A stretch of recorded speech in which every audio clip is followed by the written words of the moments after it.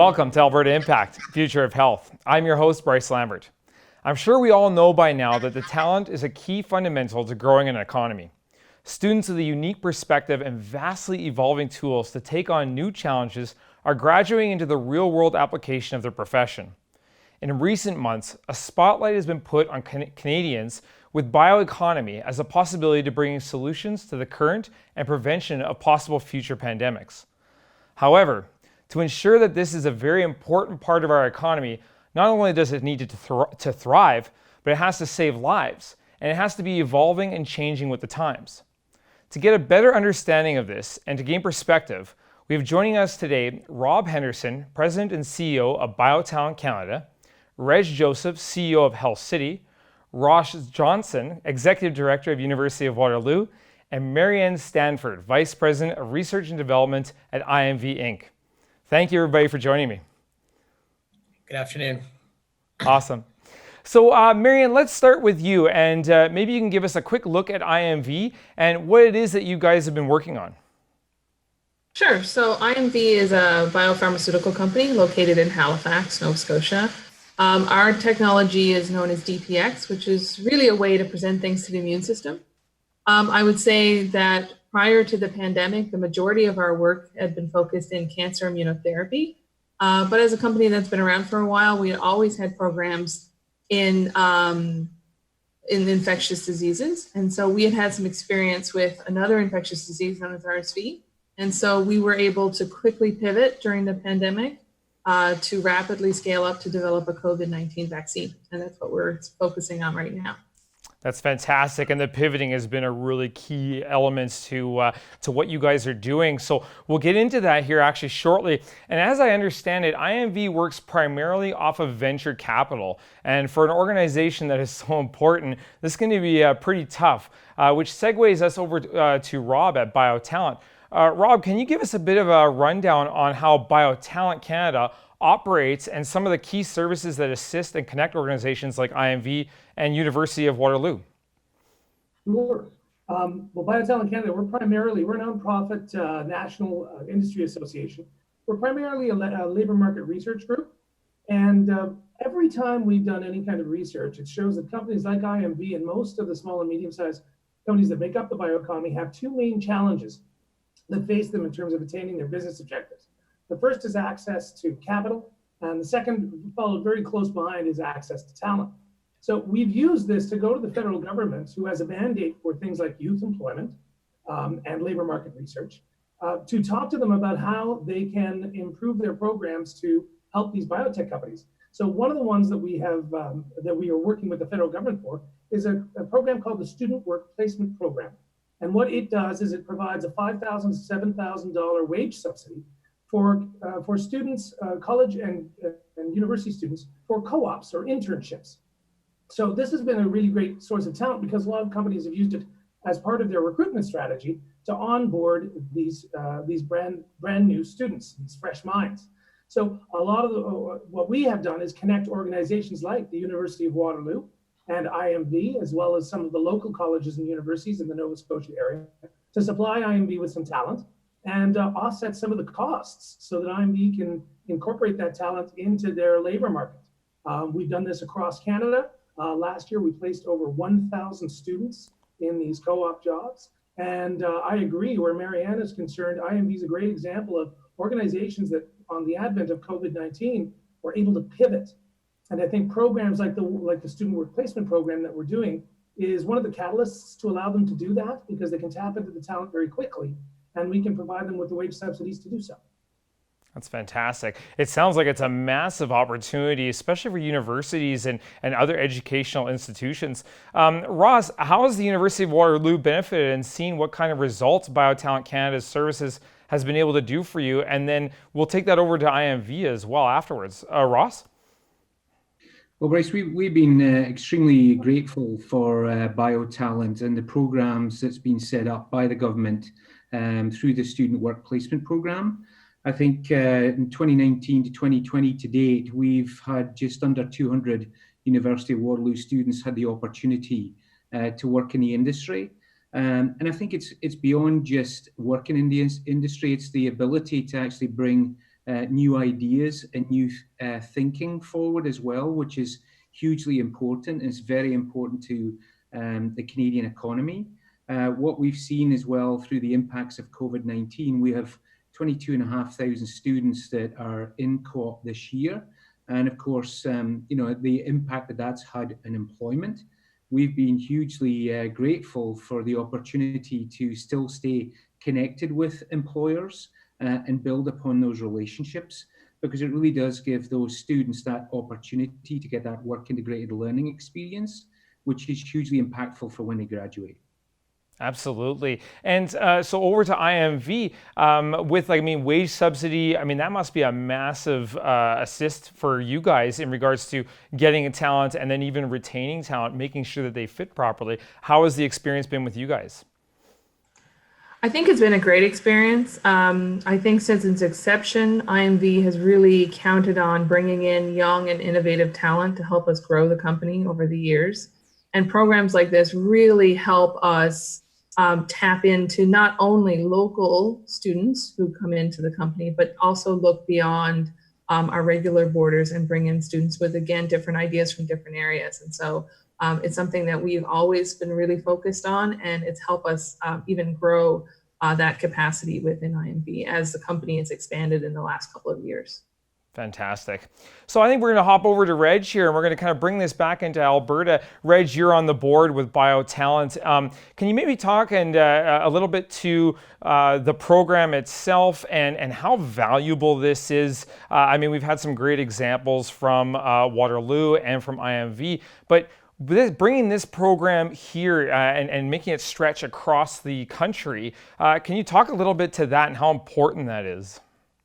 Absolutely. So 2 points that I'll bring up. One of the things that we haven't touched on here, and I think it would be great for us to chat about, is the fact that we have a number of students all across Canada graduating from our post-secondary institutions with life sciences backgrounds, but they're not always well trained for an industry position. And that's one of the big challenges.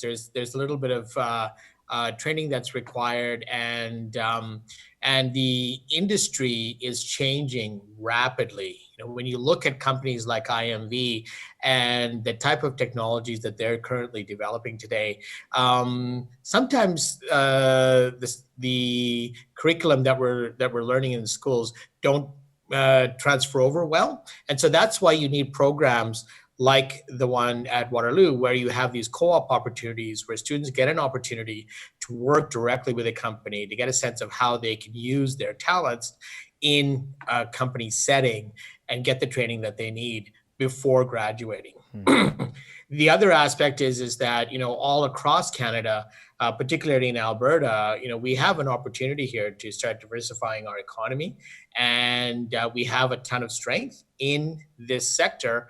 And this access to these kinds of programs and having academic institutions that are forward-thinking really help us to help kickstart the bioeconomy as a key player for Canada's post-pandemic recovery. Absolutely. So to those comments, how are we measuring up when it comes to programs like this integrating with educational institutions? We've had discussions before in the past where we talk about the education system is, like you had just mentioned, a little bit behind because the technology is moving so fast. So having the education system catch up to what the real world application is has been very difficult. And again, through BioTalent and with the work placement programs, we're able to see that you're able to place people and they get practical application, but sometimes that practical application doesn't really transfer from what their education in university or educational institutions over to the real world.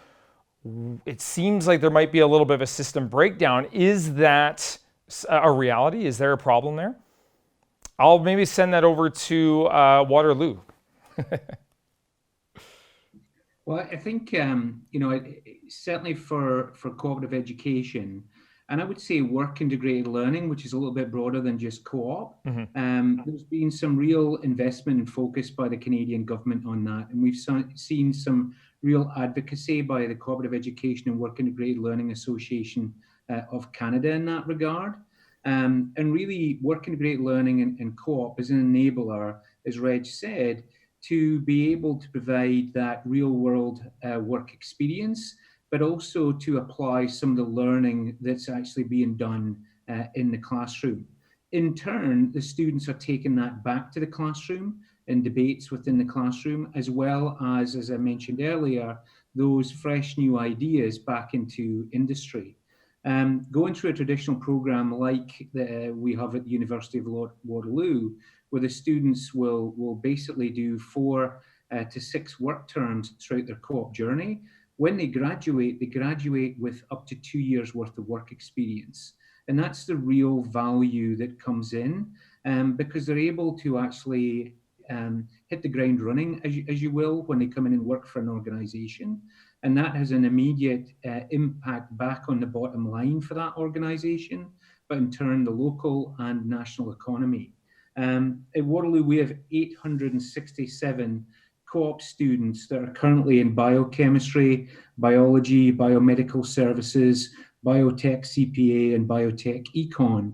So there's a growing number of interest. And I think with what's happened in the world just recently with regards to COVID-19, I think there's going to be increasing interest in this area for future careers. Absolutely. And so with the program, let's talk a little bit about retention. There's thousands of students that are graduating yearly, and there's always a concern that they're not able to get the jobs and they don't know where to go after they get that degree. And so we're again with BioTalent offering the work placement, the wage subsidy. This opens up a lot of doors for industries that are developing and working in the bioeconomy to have the ability and take a little bit of the stress off when it comes to hiring. What can you guys kind of speak to that? Maybe we'll move over to BioTalent and kind of talk a little bit about how you guys are assisting in making that a reality for the industry. Sure. In terms of the recruitment and retention perspective, we have a national biotechnology job board across Canada that promotes labor mobility. So you have companies like IMV who can post jobs in Dartmouth, but then attract talent from possibly Edmonton or over in Kitchener, Waterloo, wherever they are. And we have to do more of that because biotechnology is often, it's arranged in clusters across the country. It's not interspersed homogeneously. That's the first thing. The second thing we're going to have to get better at doing is just like the biotech companies during COVID-19, we're going to have to get better at pivoting. And in terms of being able to map the skills that are required by the rapidly changing positions that some of these companies are coming up with, and then being able to find the talent based on a skills database or skills profiles across the country. Some clusters are doing better than others in terms of doing that. I know certainly Life Sciences BC out in Vancouver is doing a database. They're not only pivoting equipment and PPE in terms of getting it into the healthcare system when they need it, but they're also pivoting talent because a lot of people, obviously, when you're talking about social distancing, some labs had to close because there was no way to make that happen in the labs. So there were a lot of talent out there that was available, but unknown to a lot of the companies that were able to successfully pivot. So we have to get a little bit better at that, and we have to understand biotechnology is a skills-based labor force. Very few of the positions in biotech are regulated. So the whole idea of that competency framework, national occupational standards, et cetera, having a common songbook for the different provinces and territories to sing from in terms of skills profiles, that's going to be only more important, especially in a crisis like this.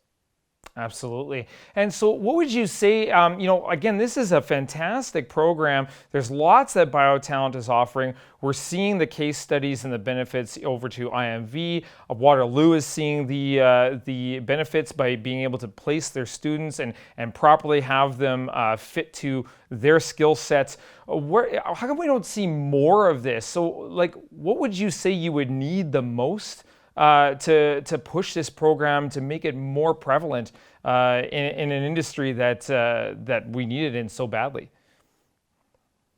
I'll go to Rob. Sorry. Sure. Sorry, I assumed that. saying, and Reg as well, there's sometimes a bit of a misalignment between our post-secondary academia and what the industry needs.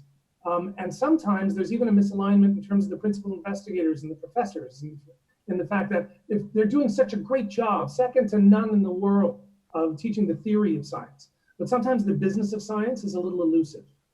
So it's going to be much more important if our economy, our bioeconomy specifically, is going to pivot, that the universities and colleges even become more aligned. I mean, Waterloo is, I won't say they're an exception, but they're certainly one of the leaders with one of the world-class co-op and work integrated learning systems. But more colleges and universities around the country have to realize now it's not only going to be their responsibility to get our kids an education. It's going to be their responsibility more and more to position our kids to get a job.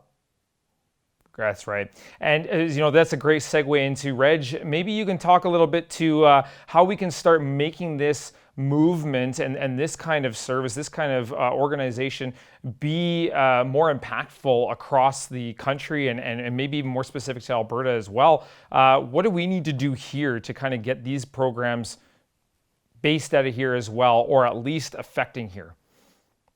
Well, if I could, Bryce, I think, the primary link that we need here is meeting the needs of a changing industry.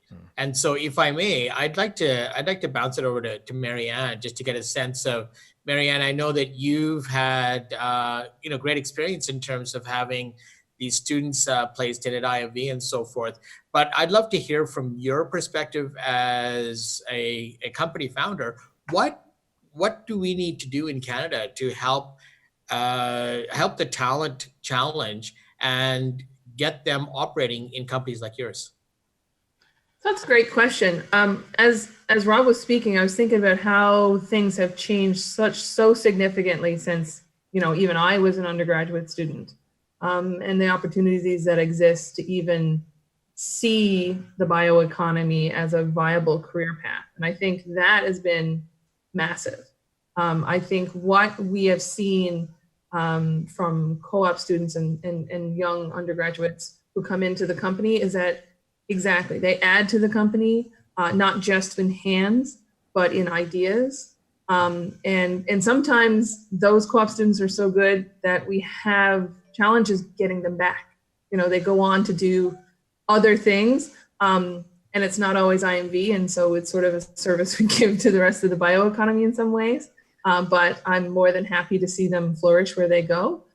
It's certainly not a direct path back for us, but I think what we're adding is what we take away from with the time they're there. I think what we could do better, I think Rob really explained it well, is trying to educate scientists, our collaborators in academia, our students, that biotechnology is very different in companies as compared to academia. And it's very important. I think maybe this pandemic will make it a little bit more obvious to the public that innovation doesn't sort of just sprout out of academia and then end up in people, that there's a very important middle step that doesn't necessarily involve big pharma to get innovations out of labs and into people. And I think that recognition may happen naturally because of who is able to quickly adapt and pivot and move new therapies forward. And I think that understanding will be better for everyone because it is a place where you can get expansion, where you can grow and innovate, and you can expand your economy, basically. Mm-hmm. And Bryce, if I may, so that's where I think the opportunity is for folks, say in Alberta, to learn from, is a lot of these companies are small companies located here in Alberta are not really aware of how this all works and how to attract that talent in programs that are available, and even do those programs actually work or not. And I think there's, just because there isn't enough exposure and our bioeconomy, if you will, is not as strong in Alberta as it is in other jurisdictions in Canada. I know from my perspective, what I'd love to do is take these examples and have our companies get exposed to them and have a conversation with someone like Marianne at IMV and say, okay, well, no, tell me really, how was it when you brought in your first students? What did you need to do to train them? How much time did it take? Get a real understanding. So then our companies here out west can say, okay, you know what? I understand what the risk is. I think I could bring in a couple of folks in for work integrated learning. And this is how I think I'd like to do it. And this is how I'd like to manage my risk doing so, right? And hearing that straight from another company that's being fueled by venture capital, trying to get a product to market, is much more useful than any of us trying to speak with them. One of the things that we hear from students all the time, as I mentioned, they go through 4 to 6 different work terms with us, but every single student, the toughest job is the first work term to nail. But every single student remembers that first work term employer because they're so grateful for that opportunity. What employers often miss a trick on is, Marianne mentioned that key component about keeping in touch with that student talent for the future. That's the piece that's really important. Even after they graduate and they go elsewhere, you've had that opportunity to connect with that talent that could still come back to work for you in the future because they'll remember you. So I think, that piece. I also think the other part that jumps into my head relates to the opportunity that Canadian businesses in this space has at this moment in time with student talent, because our borders are closed for travel. So those students that maybe would have considered, say, going to the Boston area to get a BioTalent job, they've got a chance to actually attain that here within Canada. And going back to that first work term experience, this is the opportunity now, and through the Great SWIP program that BioTalent is set up, to actually attain that experience and attain that connection through to that talent for the future.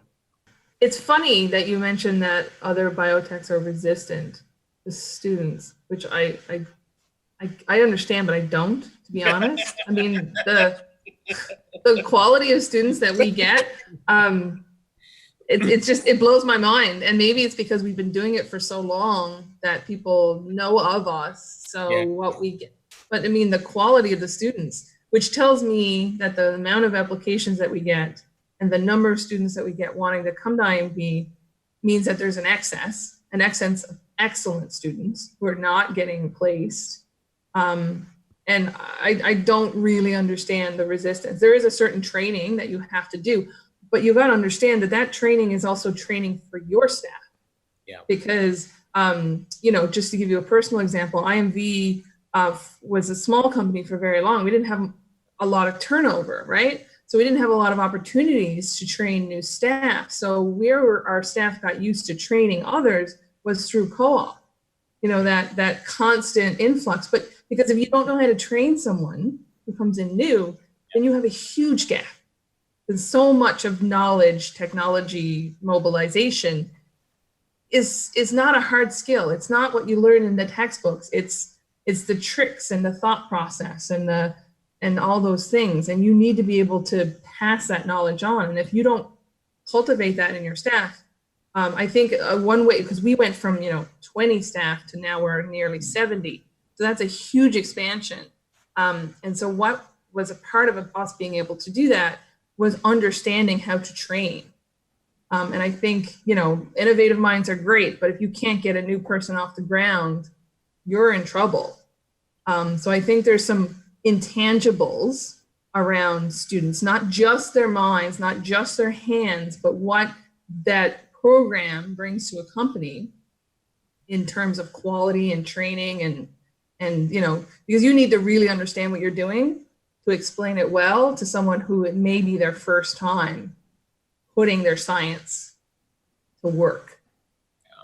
I think, Bryce, if you could, I think capturing what Marianne said, so there's that reverse side, right? One of the things we can do in the industry by doing this is creating that training capacity within our companies. And then that also grows the bioeconomy as well, right? And so that's an intangible that we don't often look at that I think is valuable. But Marianne, to your point, I don't think it's resistance necessarily as much as it's sort of uncertainty and fear of the unknown. Right. And so, and I can speak, freely about companies here. A lot of them have still strong ties back to the academic institutions. They'll bring folks on, to do some lab work for them and so forth. But, making that migration into a real company type environment, a lot of our companies don't have that experience. I think that's what it is, Marianne, as opposed to trust in the students. I think it's a lot about, do we know how to bring on somebody, to your point, train them, and then have them contribute as a valuable member of our team is something that, a lot of our companies are started up out of the lab. And so, as many of you know, a lot of our academic folks, are trained either in research or teaching, but not necessarily training in that way, right? And so, Rob, I know you probably have some comments on that front. Feel free. Well, I mean, and Marianne, you brought up a really good point. You guys went from 20 employees to 70 employees. And in that time, I'm sure you found out at the point, because it's right around the 20 or 30 employee time that you have to put in a dedicated resource for human resources. Because until then, most of the people you have on team, I'm sure, aren't trained in HR. And the startup scientists are not. So it's a question where being able to do best practices for mentoring, training, all of that, recruitment, group benefits, pension plans, all of these things that are completely beyond somebody who's got a PhD in molecular biology. It makes it very difficult, because it is a question where, as much as we say, we're in the business of science. I mean, science is the study of the natural world, and the only species on the planet Earth that studies anything are people, are human beings. So sometimes we tend to, in science, we tend to forget that, right? We're so concentrating on the science, we forget that we have to be in the business of people management. And certainly, I think, Reggie hit a good point there too, as I think as we go forward, the capital and the talent is part of it. But the things like onboarding strategies, retention strategies, mentorships, training, all of this stuff, which everybody's agreeing, where if you do have a gulf between the post-secondary institutions in terms of that experience and that knowledge base and what the employers require, then all of those backfilling important elements are crucial. They go from intangible to quite tangible indeed. So I think a lot more we're going to be finding out, and especially in a case where we see in COVID-19, where we're going to pivot. I mean, you require nimble people, and not just nimble technically, but nimble in the essential skills and the people skills and the business skills. So I think it's going to be a good lesson learned, and I think it will hopefully allow us to concentrate our efforts on some of those things where the small and medium-sized enterprises really need it. Just a piece to add on that, Rob, because you made some really good points there. What I've seen in my time at Waterloo is some organizations, and particularly in the tech environment, they actually employ students to then set up their programs to hire students. And then as part of the ongoing part of the process, they always have students involved, because that then creates the peer-to-peer connection. And it also then takes away some of that burden of trying to find full-time resources to actually help get this thing going for you initially. That's a great point, if I can jump in, because we've had a couple of showcase employers do just that, where a lot of other organizations are finding, the millennials and the new grads a challenge to be able to recruit and retain. Some of the other companies have, pardon the expression, embraced the horde. They've, just as you said, Ross, they've hired some very key and motivated millennials and young people to help set up the program so that their entire company's culture changes to attract them. Because let's face it, you have to go where the talent is. And if you across this country, you've got a 15 to 20% unemployment rate amongst our new grads. For one of the most intelligent verticals, that's a travesty for a knowledge-based economy. So companies do have to make that idea, and we're promoting as much as we can, because it is great. What becomes a challenge becomes a huge opportunity, because a lot of other companies aren't doing it. So they have a competitively advantageous labor market that they can tap into preferentially, and that's a great advantage to many of those companies. So how are you guys seeing like applications? Like is for student application and even just company application, how are those numbers working out? Like Marianne, you'd said in regards to like a lot of students aren't getting placed, and so we're missing out. And is that because we don't have enough industry or enough businesses coming forth to be available for placement? I'm not quite sure. I mean, I think it is a bit of a, like, you do need a little bit of infrastructure to have a good training plan for co-op students. And when you do, you sort of get sought out, word of mouth, and the co-op programs sort of know the companies that do well. I'm not sure. I think somebody who's in a co-op office would have to know what level of students they actually get placed. I mean, we've never had issues getting placements. Like we've never, I think for a while we were very focused in Nova Scotia, but then there's so many universities in Nova Scotia, there was never an issue with supply. But then when we sort of expanded and allowed co-op students come from basically anywhere in Canada, we've never had an issue. We've actually, we sort of balance between students from Nova Scotia and students from the rest of Canada, and we get fantastic students. And Rob, how about over to you in regards to businesses and organizations coming to you looking for talent and looking for your services? How is your, I guess, Rolodex in regards to people that are looking for your services? Well, we've had some co-op and career education centers that have had a couple of programs. Like if you're in the tourism industry or the aviation industry, sorry, 2020 is pretty much a write-off. But we've been, I've got to say, business has been incredibly brisk for BioTalent Canada because of organizations like IMV that have pivoted successfully. Right. And clusters and industry associations that have supported that pivot. So what our job now is to try to take our partners like we have with Waterloo and steer them in the direction of the companies that come to us that are saying, we need some of the talent that we're going. But to Marianne's point, because we have a glut of unemployed new graduates and students, the problem often is not finding the students. The students are there. There's a good supply of them. The issue is to try to find companies that, especially in the wake of COVID, are still operating and are still in the mode, to Marianne's perspective, to be able to give them a good work integrated learning experience, that they've got the mentorship or the training installed, or at least willing to consider it. Because otherwise, some of these kids are thrown into the deep end of the pool and expected to swim pretty quickly. And I think that's where I was going with that, was making sure that you had enough people that were looking for placements that you could provide to them. I mean, you got so many, double, triple threats there when you're actually offering them the wage subsidy as well, especially in this kind of time. So as things kind of reopen and things begin to pick up, how do you guys kind of see, I mean, people are pivoting, industries are pivoting, businesses are pivoting. How do you kind of see things opening up as we open up as an economy for the demand for you guys?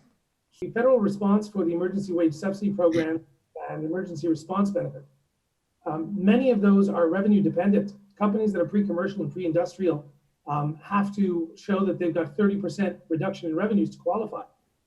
So I think what we're going to be seeing is a level of the playing field of some of the programs that we have and some of the government programs that they've got, to show that there's going to be more companies that have access to them. At least that's what we're hoping. I think just one little bit there, Bryce, to Yes. add to what Rob was mentioning about trying to support these companies to pivot. That's one of the things that we identified fairly early on in this crisis, was an enabler for our students to get some sort of digital skills, if you will, to go on top of their normal academics that they will have.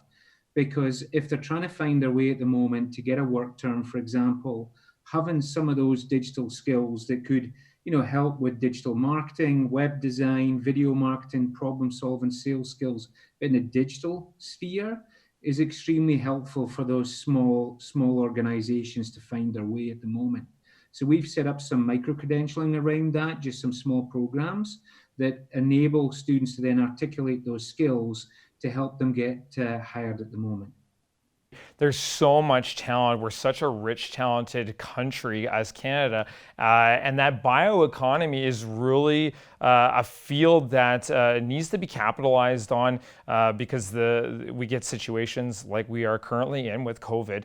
And with the proper nurturing that you guys are doing with your programs, with your funding, with your joint collaboration and partnerships, you have the potential to avoid disasters like this, pandemics like this, and be prepared for them and more on top of it. So what your team is doing, what these partnerships are making happen is so important. So I want to thank you all for coming on and sharing this with us. And again, thank you for joining us and for all the great work that you've been doing. It's these kinds of conversations and actions that help push our bioeconomy forward. So thank you to our viewers for tuning in as well. And thank you all for joining us one more time. Thanks very much. Absolutely. Thank you for our viewers for tuning in. Please all stay healthy and safe. If you'd like to learn more, we have links below, and we'll see you all next week.